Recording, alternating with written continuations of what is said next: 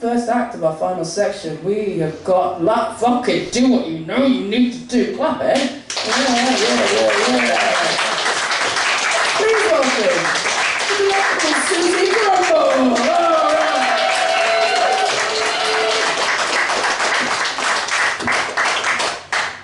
Thank you so much. That was a really interesting setup, and now I don't even know what I'm going to do. But it is always an honour and a sharp thrill to be in your presence, Lynn. So hello everyone. This is a really exciting time for me because I currently, as of today, have 7 days remaining of my student social work placement to qualify as a children's social worker. Because actually the very next thing I was going to ask is if you could give a cheer if you like social workers. Do you? I feel like this is where all the referrals have been coming from.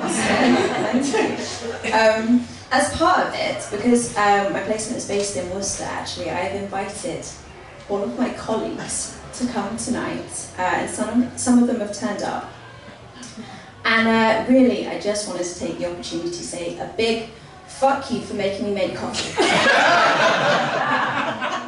I don't drink tea or coffee because I was taught to say no to drugs. This guy on my team, we will call him Jim. He found this out, and he came up to me and he said, "Don't worry, Susie, I will teach you how to make me coffee." He then took me all the way to this little kitchen and he went through it step by step, and I asked as many questions as I could to wear him down. But in the end, over the course of the 5 months of my placement, I made Jim 1 cup of coffee. And what I decided to do was, instead of 1 teaspoon of sugar, as requested, I put in half a teaspoon of sugar. And instead of a splash of milk, I put in a glug. Let me tell you, revenge tastes sweet. And I also used a spoon that I've rinsed around the toilet. What I can't do is I can't disclose who here in the audience is a social worker for confidentiality reasons, which kind of makes it exciting. It's sort of like a murder mystery. Could be you. Could be you. It could not be you. In fact, now that I'm here, I feel like I recognise you for very different but equally confidential reasons. On my first day, I got told that everyone on the team had a gang nickname. I feel like there might be some clues as to where the social workers are. Maybe you can tell by just looking around and seeing who looks like they've lost the will today. But I was immediately informed that my nickname was Boom Boom. I don't feel like I have to say anything more about that. I then had to go and shadow some of the other workers to observe their practice and get an idea of the things that I was supposed to do. And so I would drive with them to their visits, and I'm in the car with Jim. And we're going to one of his visits. And out of nowhere, he just says, "Do you mind the word cunt?" And I just sort of sit there and I say, no, of course not. A man who is driving me around and may or may not launch the car doors. He then proceeds to use the word cunt a total of 23 times to describe people that we drive past in the street. So we go by hairy cunt, fat cunt, slutty cunt, and then he says, "Oh no, sorry, wait, that was my mum. She is a cunt though." And when I arrived on the team, it was a really great welcome, and then 7 people handed in their notice. I don't know what it is about me, like maybe I had this kind of naive innocence that reminded them of what they had lost over the years. But they all just suddenly left the team. And my supervisor is here. And she is the one who decides if I pass or fail the placement. So every day, I have of course been telling her that I love her and that she is the greatest woman who has ever lived. But she also takes me aside on the first day, and she just quietly says to me, "Just to warn you, Susie, as a team, to cope with the job, we like to tell a lot of jokes." And I'm like, "Oh, jokes, I don't know what they are, but I'm sure I'll quickly learn."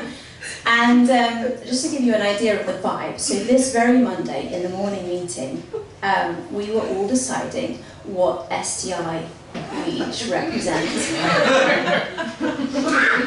I am the clown, which is kind of what I hope you will all give to me at the end of this. But possibly I might just go home with my usual homemade thrush. Although I have been a bit of a curse to the team somehow. As part of my midpoint review, my practice tutor put in writing the single greatest achievement of my life. I actually screenshot it.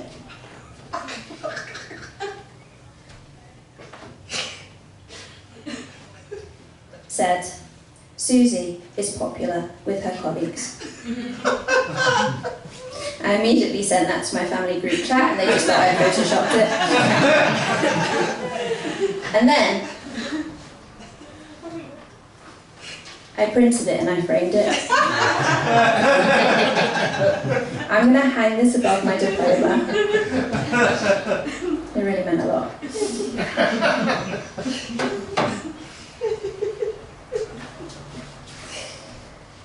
What I am kind of disappointed about is that, as far as I know, there haven't been any office romances, apart from between one woman, we'll call her Jessie, and the office laminator machine.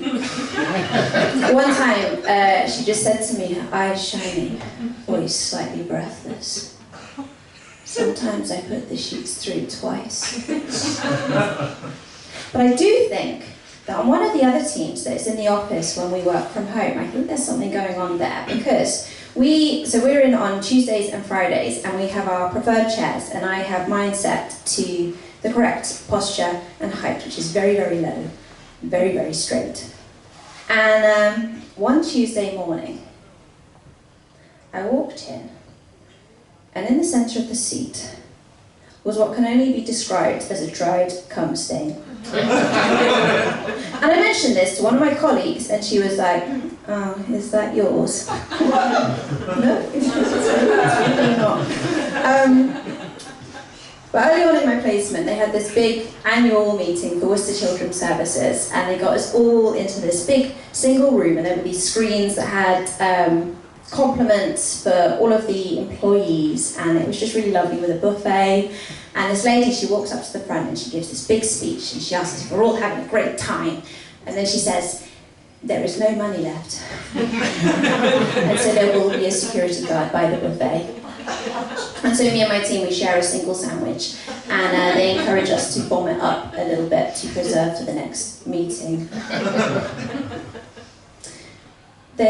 Over the winter period, there was no heating, which I thought was kind of a little bit method, like it was giving us a sense of the people that we might work with.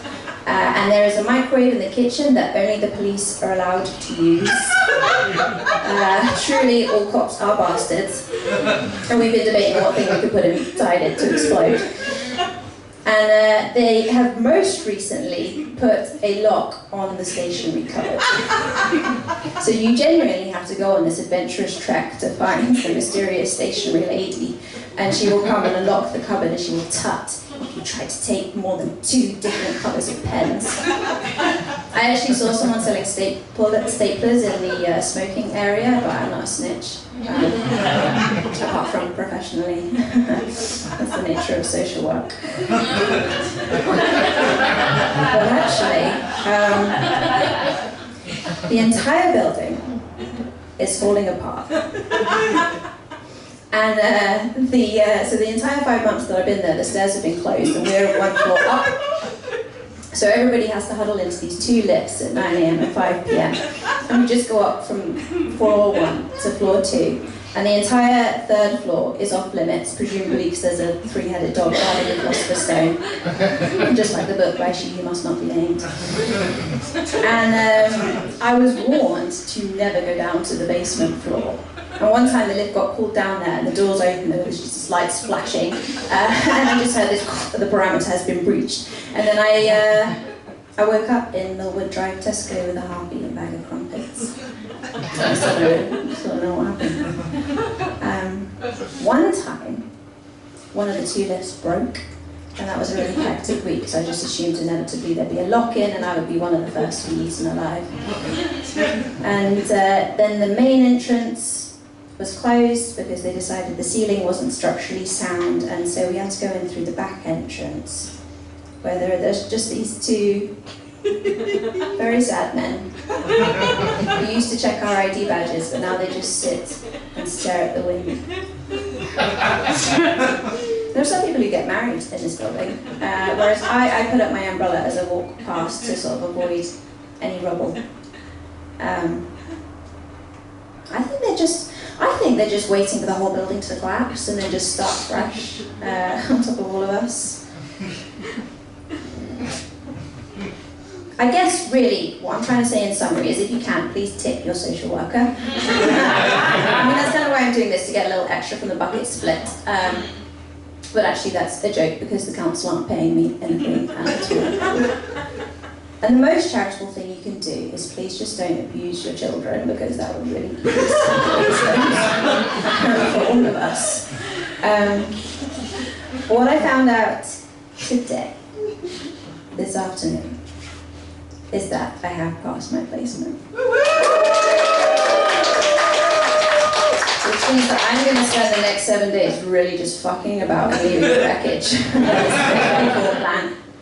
But honestly, it means so much because I didn't necessarily know if this would happen, because I had a previous placement break down, and also my ex-partner almost murdered me. And so my team just doesn't really know how important and incredible they have been and how they've made me feel like I'm truly at home. And I put in my notes that this is where I would get emotional, which is truly a testament to how successfully I've been numbed. Can we take a little moment to just boo my previous emotionally abusive supervisor? Who told me that fundamentally she thought I just didn't look like a social worker. Which I'm like, if that's how we decide on jobs, she would have had a fantastic career as the back end of the bus. And can we also just for good measure, boo my abusive ex who's currently in prison? Hooray! Now what I was going to do, which is kind of spoiled by the fact that I actually already know that I passed my placement, is I was going to ask you all to shout, you think I'm going to pass or fail? Should we still just do that? Let's do it. Okay, 3. Shout if you think I'm going to pass or fail. 3, 2, 1. Okay, that's really great because 90% of my approach to social work is to pretend I know what I'm doing with a smile. Now, Jim, who is here. I don't know if you noticed he is here. He is here. When he found out that I did stand up, he said to me, "Oh, I've got a joke, you can tell." And he then proceeded to share a very elaborate joke that involved women's uteruses and trains. And up until today, I have not told this joke on stage. But Jim, for you, tonight is no exception. I'm not going to tell.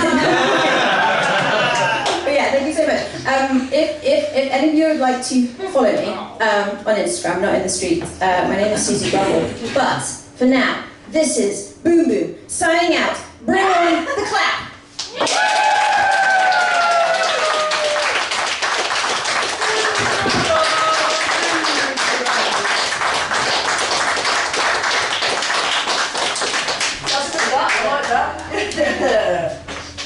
nice to have baggage, but it's more important to be nice. Susie. Sorry? You know what, this was a cynical ploy, because I knew that Susie was bringing some numbers, so that's why she's on towards the end. Eat shit, you stayed, didn't you?